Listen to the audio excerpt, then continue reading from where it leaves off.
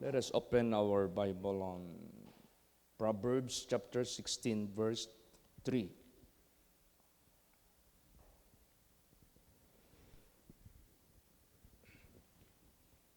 Praise the Lord. Commit thy works unto the Lord, and thy thoughts shall be established. Commit. What do you mean of commit? Commit meaning to say entrust, or commit meaning to say you give your works to Him sa Panginoon Diyos. Sabihin mo, Lord Jesus, yung mga works ko ay kinukumit ko dyan sa inyo na huwag akong malihis ng landas. Ang works ko, kinukumit ko sa inyo para maging perfect. Yung works ko, kinukumit ko sa inyo para maging acceptable dyan sa inyong presensya. Kasi sa sarili lang natin, hindi natin ito kaya. Hindi natin magagawa talaga ito. Kaya nga sinabi dyan, commit thy works unto the Lord, and thy thoughts shall be established. Ang tao, kung may mga problema, may mga kabigatan, saan siya nag-o-open? Sa kaibigan niya. Friend niya. Kasi hindi siya nahihiya. Alam niya, kaibigan niya. Now, sa buhay natin, ang pinakakaibigan natin na closest is our married life. Na-open mo sa misis mo, o ang misis nag-o-open sa husband. Kasi alam ng bawat isa na yung commitment sa marriage ay pinapractice. Yung, kung sa Bisaya pa, pag ununganay, pag tinabangay, pag tambayayungay, sa usag-usa. Now, our relationship with God is like also friendship. We are friends with God. So, doon natin i-open up sa Kanya yung ating mga burdens, yung ating mga concerns sa buhay natin, yung mga works natin, yung mga gawa natin sa sanglibutang ito. Commit thy works unto the Lord, and thy thoughts shall be established.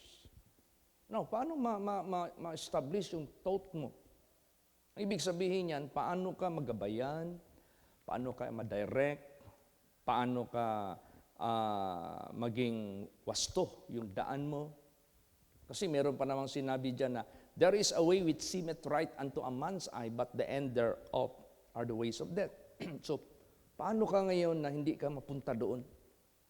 So, i-commit mo ang works mo sa Panginoong Diyos. At yung thoughts mo, yung faculty of mind mo, ma-establish.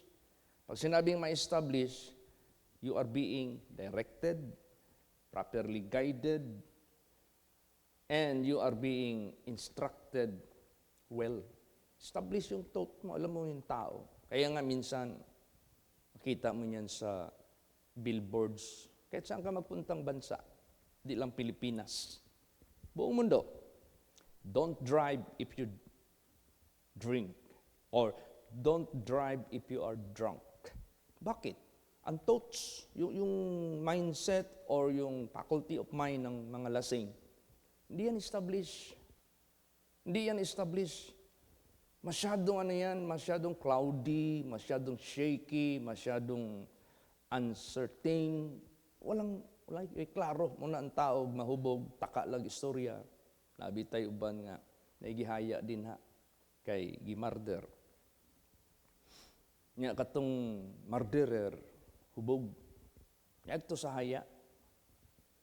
Ay, sulti bitaw na siya sa tanang panghitabo. Giun sa niya gipatay itong gihaya.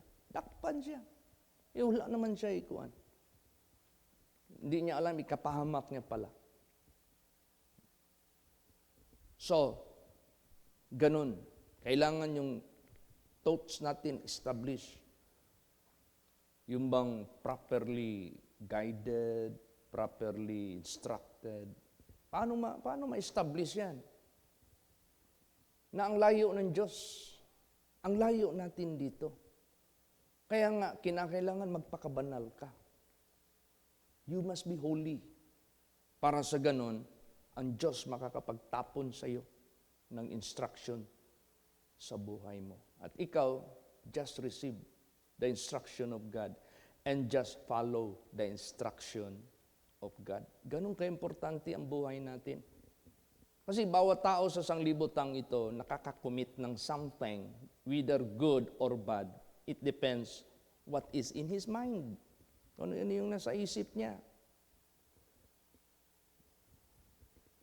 So, pag yung isip natin established, dahil ang Diyos naging kaibigan natin, doon natin na-open sa Kanya yung ating mga hinaing, yung ating mga burdens, yung ating concern sa buhay, sa sanglibutang ito. Lalo't na naliwanagan tayo sa salita ng Diyos that we are facing both temporal and eternal matters na kinakailangan ang care ng Diyos sa buhay natin. So, kailangan yung ating relationship sa Diyos. That is the most first thing that we have to maintain. We have to keep it intact. Intact yan. Ay, kung yung mga tao na, ay, nag-away kami ng asawa ko, nagkalabuan kami, nagkahiwalayan na kami. Pero ginawa namin ng paraan, mabuo pa rin kami dahil lang sa aming mga anak. Dahil lang sa mga anak, pagkatapos, pagdating ng panahon yung mga anak, lalaban din sa mga magulang.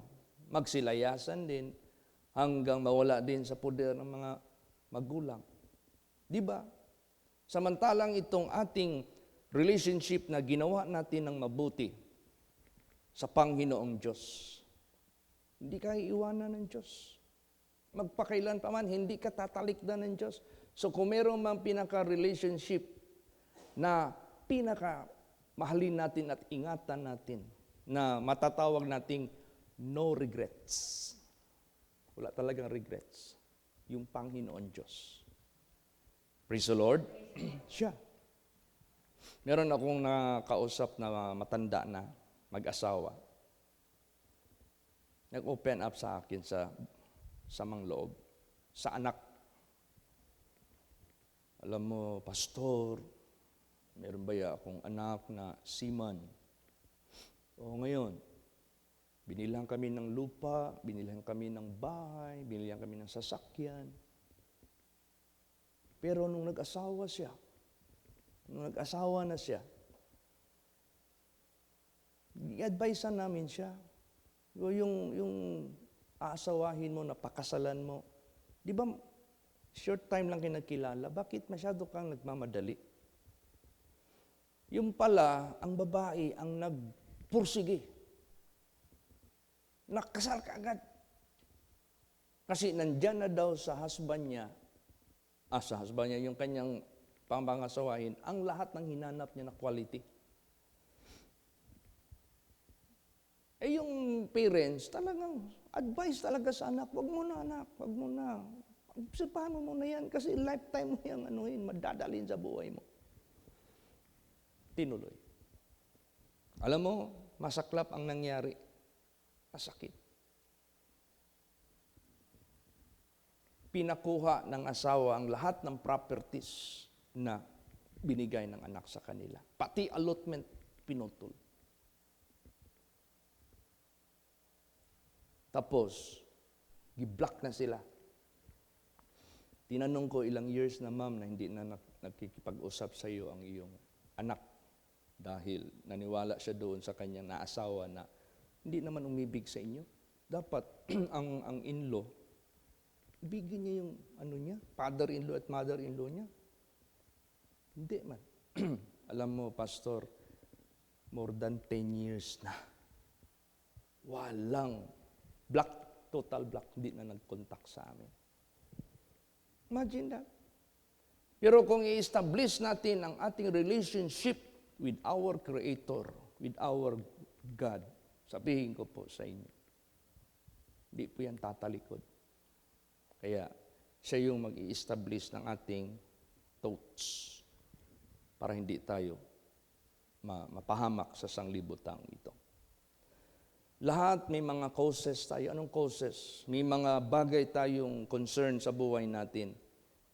Financial matter, physical matter, relationship with the community, trabaho natin, ministry natin, kung pastor ka, business mo, kung businessman ka, kung employed ka, yung trabaho mo. Because may cost tayo. Pero anong paraan na maging tayo? Victorious. Basahin natin. Job 5:8. Praise the Lord. I would seek unto God, and unto God would I commit my cause. Yes. Hahanapin ko talaga ang Diyos. At doon sa Diyos, iko-commit ko ang aking cause. Anong cause? Lahat ng mga bagay na yung matters na hinaharap mo sa buhay mo. Diyan natin i-commit sa Panginoong Diyos. Kasi ang una niyang i-establish yung thought natin, yung mind natin. I-establish yan ng Diyos. Kasi ito yung pinaka-CPU. Kung sa computer pa, lahat ng ipoproject ng monitor, lahat ng program, lahat ng application, naka-store yan sa CPU. Kung ang CPU na yan malinis lahat yan makikita mo. Pag ang CPU yan ay marumi rin ang lalabas sa monitor. So pag itong thoughts natin, hindi yan ma-establish by the guidance of our Heavenly Father who created us. Marami malikot yung isip ng tao. Magsanga-sanga yan kung saan-saan yan magpupunta. Mahirap yan. Malilihis ka talaga sa iyong kaisipan. Kaya, hanapin mo ang Panginoong Diyos, i-commit mo lahat ng iyong cause. Idadirect ka ng Diyos. I-establish yung thought mo. Magiging kabahagi ka ng Diyos sa pagliligtas ng tao sa mundong ito. Tingnan mo yung thought ni Noah. Lahat ng instruction ng Diyos natanggap niya. Lahat ng instruction ginawa niya. Di ba? Naging history sa buong mundo na sa lahat ng millions of population, sila lang ang naligtas. Bakit? Meron siyang good relationship with the Creator of all, who will decide whom He will curse and whom He will bless. Bakit meron pang iki-curse kasi ang Diyos? Paano ang tao ingrato? Walang utang na loob na may pakita sa Diyos. They are trying to omit God in their mind. They are trying to omit God's will in their lives. They are trying to remove God in their lives. How could you do that? Your Creator who loved you. Your Creator who made you. Yan ipapakita mo. So, kung ang thought natin hindi ma-establish ito properly, papasukan talaga yan ng bakukang. Papasukan talaga yan ng bakukang. Pag sinabing papasukan yan ng bakukang, magkakaroon talaga yan ng problema. At yung problema na yan sa thought natin, pag hindi yan ma-fix, mapoproblema rin ang buong pamumuhay mo. Kawawa ka. Kaya napaka-importante itong connection natin sa langit, sa Diyos. Yung ating pag-commit sa Kanya. Dahil kaibigan natin siya. Dahil sumusunod tayo sa Kanyang mga commandments, ituloy natin yan. So anong gawin natin the best way? Basa. Psalms 37, 4 hanggang 5. Sige, Sister Susan, pakibasa. Yung microphone, Bradan, pakibigay kay Sister Susan, please.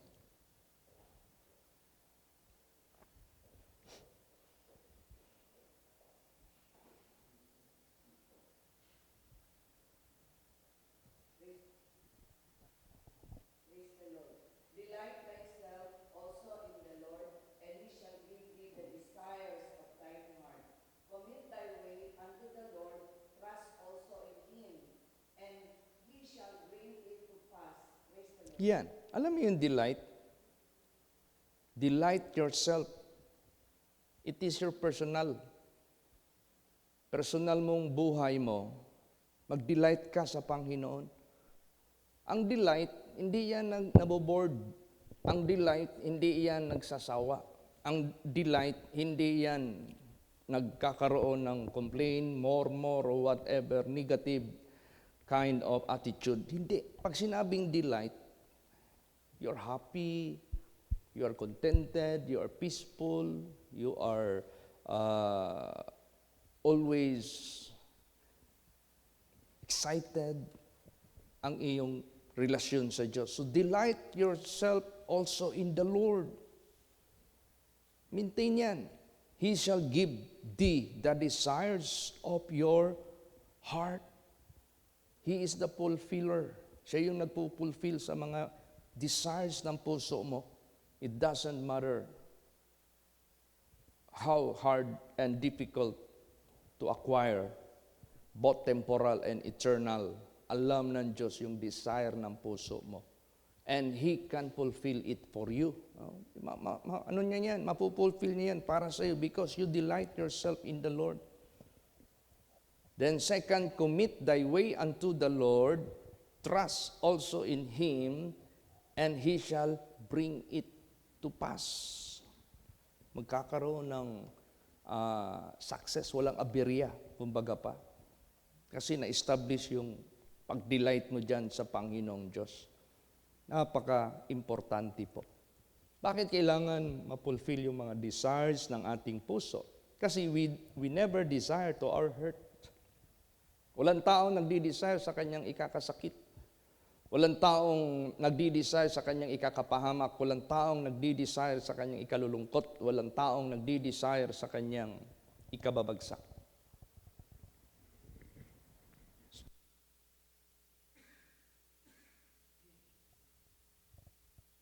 Lahat ng tao, ang desire niya sa kanyang puso, 100% for his own good. Mangyayari yan.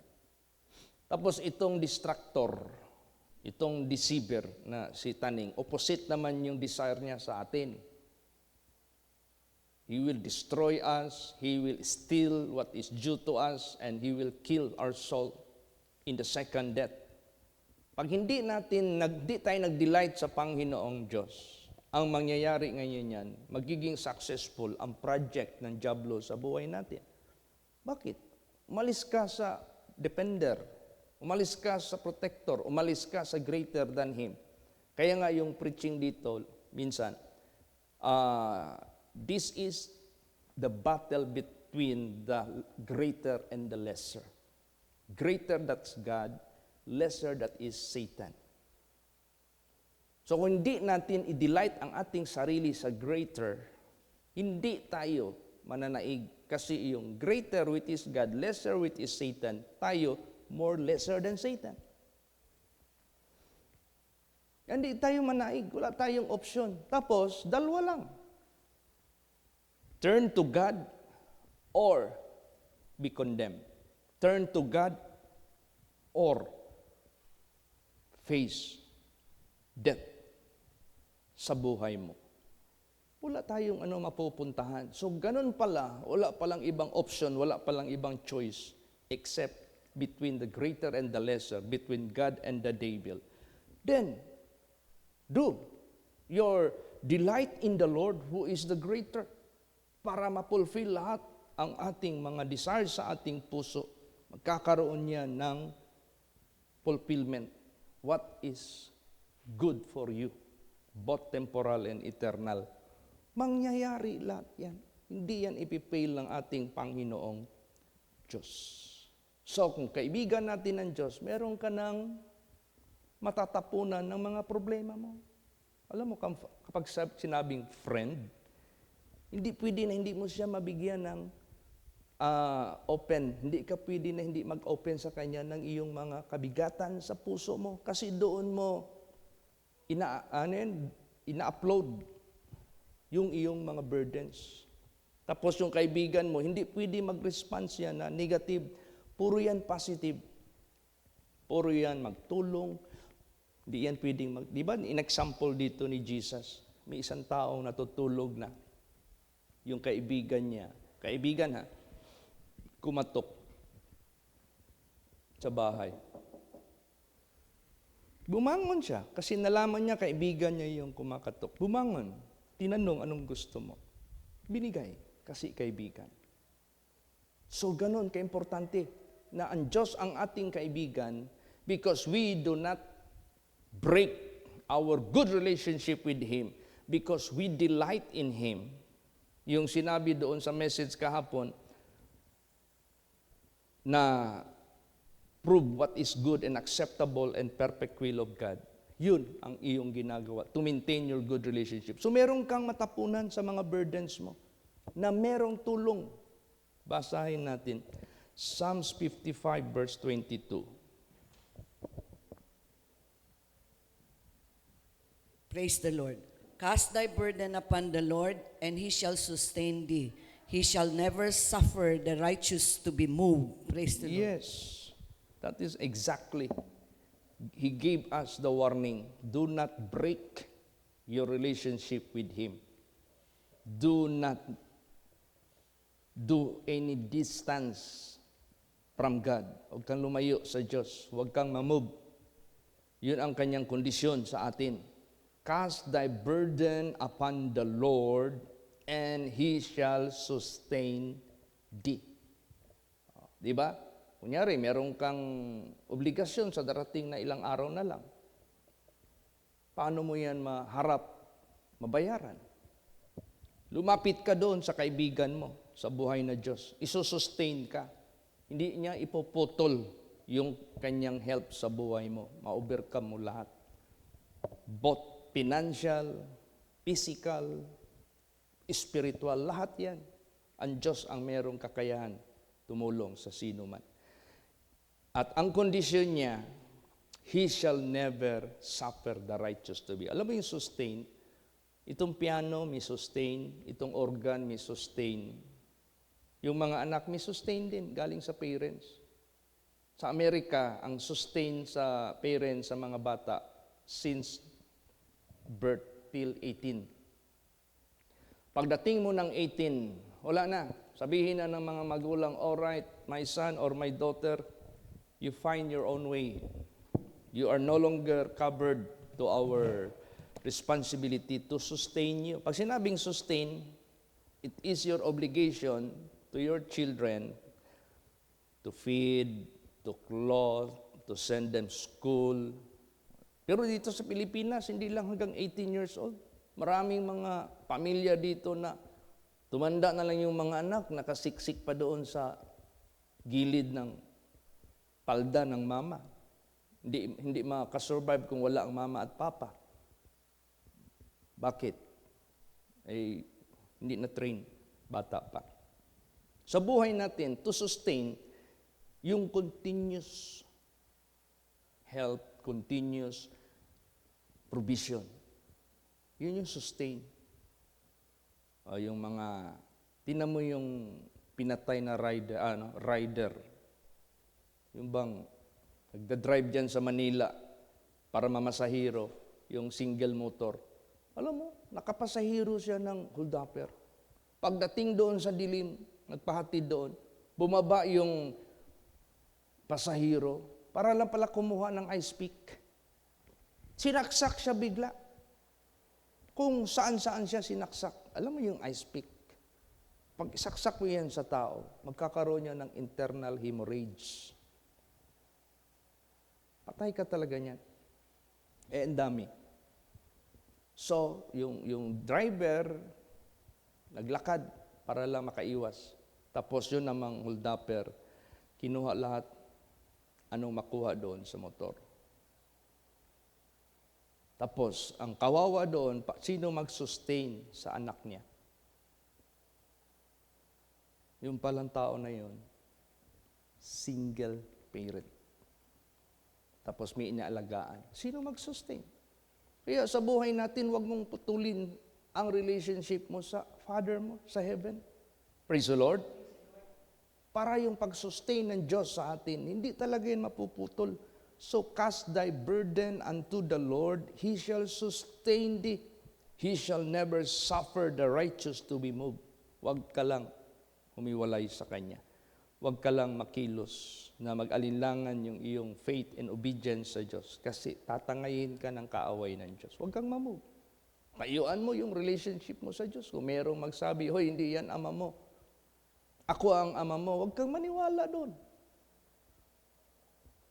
Ay, hindi yan makabigay sa iyo ng kinabukasan. Ako makapagbigay sa kinabukasan. Huwag kang mamove. Ang dami kaya.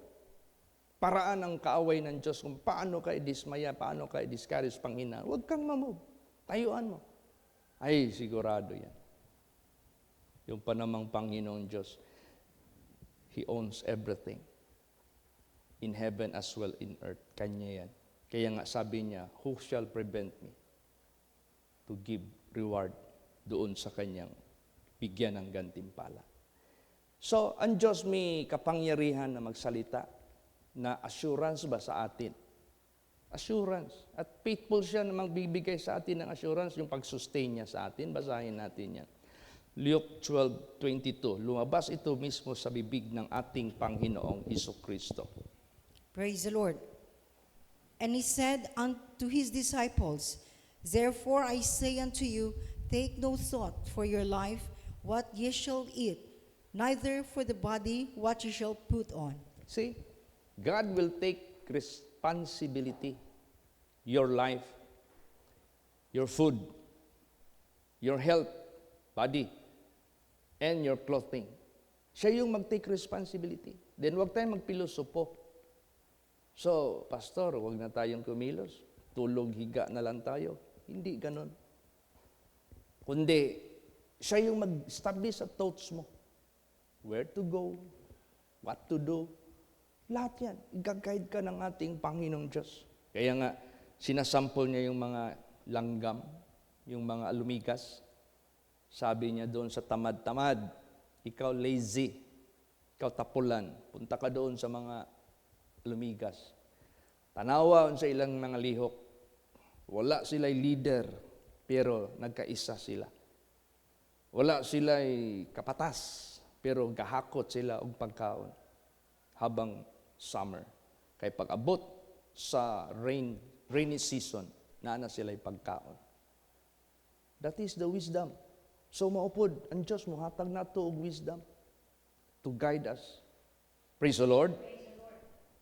Para lahat magkaroon ng katuparan. At saka meron pang special privilege ibibigay ang Diyos sa mga obedient sons and daughters of God. Ano yun? Basa Job 22 verse 28. Praise the Lord. Thou shalt also decree a thing, and it shall be established unto thee, and the light shall shine upon thy ways. Yan. Ang iyong katangian bilang human, pwedeng i-adapt ng Diyos sa buhay mo yung kanyang pagka-Diyos. Ano pala yung pagka-Diyos niya? Anong sabihin niya? Mangyayari. Pwede niya yung ipanghintulot na mangyari sa buhay mo. Anong i-decree mo? Mangyayari. You are like more than a magician. Ang magician, lahat yan, puro yan tricks. Yung mga bata na doon sa Canada, pag yung selebrasyon nila ng, ano yun? Halloween. They are fun for tricks. Kaya yung mga bahay doon, puntayan sila every house. Magkatok. Tapos pag maglabas yung tao, nagsiselebrate din sila ng Halloween nila, sa pamilya nila, magtanong sila sa mga bata, what do you want? Treat or tricks? Pag sinabing treat, magbibigay ka ng candy, magbibigay ka ng chocolate, magbibigay ka ng pizza, or whatever. Or tricks. Pag sinabing tricks, you have to perform magic. You have to perform tricks. Pag sinabing tricks, sa mata mo lang yan, parang miracle, parang amazing, pero mayroong trick, may sikreto niyan. Ikaw, gagawin ka ng Diyos more than a magician. It is not tricks. Hindi yung trick. Real. Ano i-decree mo? Mangyayari. and God will do it for you. That's amazing. Praise the Lord. Di ba? Yung mga anak ng Diyos, Lord, wala man kaming sariling bahay, mura mamig langaw nga pulag lubot. Tagahayar mig yuta sarili o balay nga itukod. Sinabi mo lang yan, ginawa ng Diyos. Dahil pinaintulot ng Diyos yun sa buhay mo. Special privilege yan. Kaya yung relationship natin sa Diyos, paaktibayin natin yan. Ang dami pa nating i-decree na mga bagay, ma-establish. And the light shall shine upon thy ways. Klaro. Mas klaro pa sa crystal clear ang imong mahayag nga kaugmaon. The light shall shine upon thy ways. Ang blessedness, dili lucky ha. Blessedness, pag sinabing blessedness, blessing from God. Pag lucky, tsamba-tsamba, murag sugal ba? Dili anang kinabuhi sa mga anak sa Diyos nga maayong relasyon sa Diyos. Basahin pa natin ang Isaiah 7:5 hanggang 7. Praise the Lord. Because Syria, Ephraim, and the son of Remaliah have taken evil counsel against thee, saying, let us go up against Judah and vex it, and let us make a breach therein for us, and set a king in the midst of it, even the son of Tabiel. Thus saith the Lord God, it shall not stand, neither shall it come to pass. Yan. May mga taong nagbabalak sa iyo ng masama. Kung hindi ka man ipabarang, guguluhin yung buhay mo para mawala ka sa posisyon mo, maglagay sila ng iba. Pero kung friend ka ng Diyos, kahit ilang grupo pa yan, ilang tao pa yan na nagkaisa against sa iyo, sinabi dito, thus saith the Lord God, it shall not stand, neither shall it come to pass. So He is your protector. Whatever blessings awarded to you as you are a friend of God, na-establish mo yung relationship mo sa Diyos, you delight in the Lord, you are obedient unto Him. Sino pa yung magsira sa iyo? Sino pa yung gustong magbagsak sa iyo para maalis ka at maglagay sila ng iba? Wala, hindi yan ma-establish. Papahiyaan niya ng ating Panginoong Diyos. Ganon ang security at saka yung tinatawag na assurance galing sa langit. Di basta-basta. Mangyayari yan. Both temporal and eternal. Praise the Lord. So, anong gawin natin? Last verse, to keep our relationship with Him good. Psalms 101 verse 2. Praise the Lord. I will behave myself wisely in a perfect way. Oh, when wilt thou come unto me? I will walk within my house with a perfect heart. Yes, you're inviting God sa buhay mo. But you have to prepare something what is good and acceptable in the eyes of God. How? Paano? I will behave myself wisely in a perfect way. How do you behave yourself wisely? In a perfect way. Paano ka mag-behave wisely in a perfect way? Sino ang magpe-perfect sa atin? All Scripture. So that the man of God may be perfect, thoroughly furnished unto every good work. So, all Scripture, lahat, i-apply natin yan sa buhay natin para mag-behave ka wisely in a perfect way. Oh, when wilt thou come unto me? I will walk within my house with a perfect heart. You are asking God to come unto you, dwell in you. Praise the Lord. Alam mo yung friend, pwede ka man magsabi sa kanya, friend, kung magpunta ka ng Davao, huwag ka na mag-hotel. Doon ka na sa amin, bahay. Meron akong guest house, guest room doon. It's my pleasure to accommodate you. Bakit? Masaya ka. na paglingkuran, serbisyuhan yung friend mo. Pero maghanda ka sa bahay mo. So ganun din tayo, nag-i-invite ka sa Diyos to dwell in you. Oh, you have to walk in a perfect way. Praise the Lord, with a perfect heart. Para magpasok ang Diyos diyan sa iyo. Masaya ang Diyos. And He cannot avoid or deny or turn down your invitation. Mag-dwell siya sa iyo. Ang ganda ng ating takbo ng ating pamumuhay. Kaya wala nang ibang pinaka-accurate friend na kaya nating i-commit ang works sa Kanya para ma-establish yung thoughts natin. Ang Diyos lamang. So, to God be the glory. Let's delight in the Lord. Let us seek God and commit our cause unto Him. At siya yung magpupulfill lahat ng ating binimithi sa puso. Amen? Praise the Lord. Magsitayo po ang lahat. Let us all pray. Hallelujah.